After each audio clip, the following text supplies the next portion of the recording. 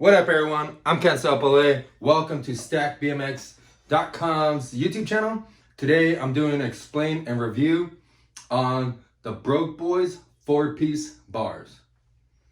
Like always, I'm going to tell you everything from what dimensions these things come in to do these fit your bike and much more. So let's get to it. If you're not familiar with who Brokeboyz are, they are a sick-ass bike life company out of Northern California, mainly ran by Jacob Santos, but he sponsors a lot of guys throughout the whole US, and he supports them, and he makes his own stuff from clothing, hats, backpacks, rubber bands, handlebars, 4-piece bars, 2-piece bars, and lots of other stuff. But dude's an actual hustler, always on the grind, just riding bikes, grinding, making products, putting his money back into bike life, and creating his own business and making cool stuff for bike riding. So definitely something I could back. I'm super stoked on them.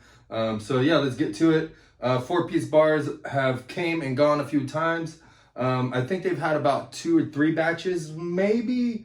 I believe it's 3 now. It might be more, but every time they get them, they sell it really fast. But I want to do a review on these before they come in stock so you guys know about them. If you need them right now, you can head over to Jacob Santos, WCC on Instagram, hit him up in the DMs, and you can purchase some from him directly. But when they're available, you'll be able to buy them right there on the link. But I'm going to give you all the details about these bars. These bars come in the standard 065 chromoly tubing.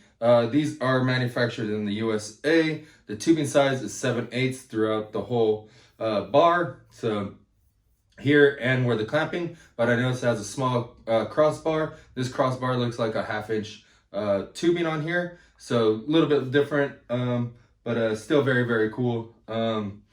These bars are 30.25 inches wide, so 30 inches and a 1/4 inch wide. So they're relatively wide.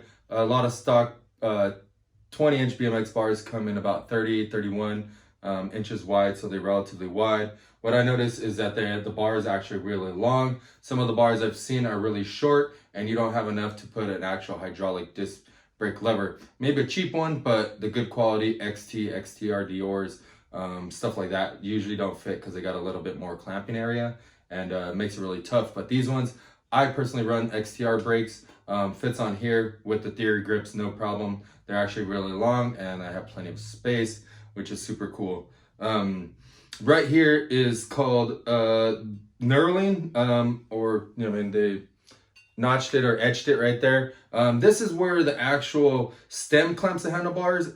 These bars are super dope because I said they come in 065 tubing, which is super thick, and there's 4130 chromoly. So this is the stuff they make off-road trucks out of, race cars and stuff like that. The actual officials have to check people's cars before they even allow them to get onto the track to race.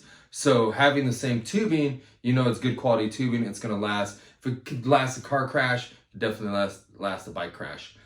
So heavy duty right here. A lot of times when the stems clamp the bar, what I see is the bar is really thin or it's a weak metal, and it actually ovalizes the handlebar, and your stem clamps it too tight, smashes the bar, makes it oval, and then your bars may move. And what's actually happening is you might have had them in a position, clamp that bar down really, really tight, ovaled out the bar. Then what you did was you moved the bars because you didn't like the way they felt. You clamped down the stem again, clamped it down really, really tight again. But since the bar is oval, it's not really grabbing onto that bar as tight as it is.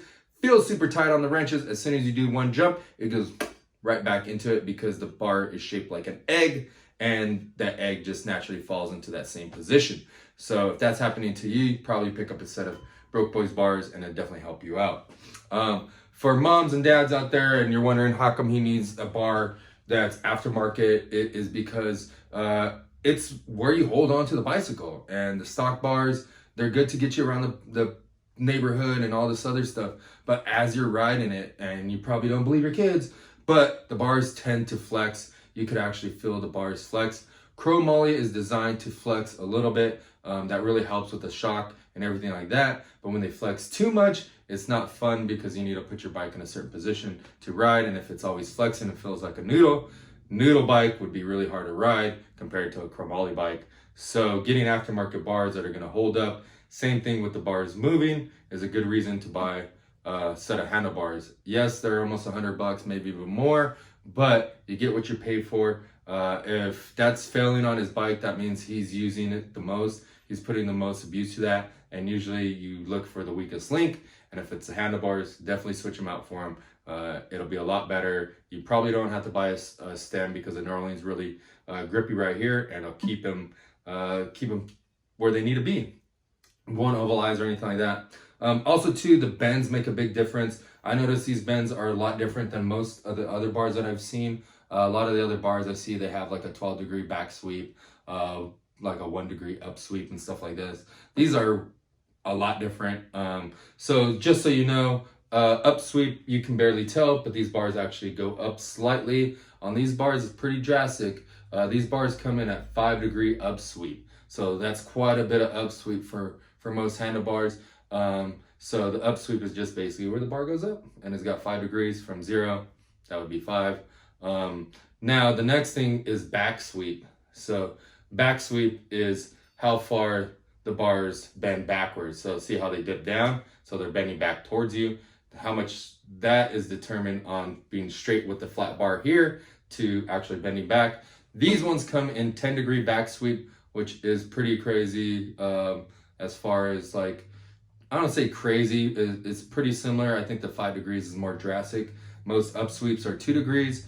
Back sweeps, most of them are 12 degrees is what I see on most handlebars. So these are 10, so they're not as sweeping back. So kind of flatter bar, and it makes it feel a lot different. Also too, when you rock the bars back a little bit, it gives it a different feel. Another thing is that these bars come in an 8-inch size. I see a lot of handlebars out there, they come in 9 inches, or they come in like smaller size, like a 6 or a 5.7. Those just seem a little bit small. So this is the happy medium in between like one of those stock bars at 5 or 6 inches, all the way up to like a 10-inch handlebar that the old school, dudes are riding.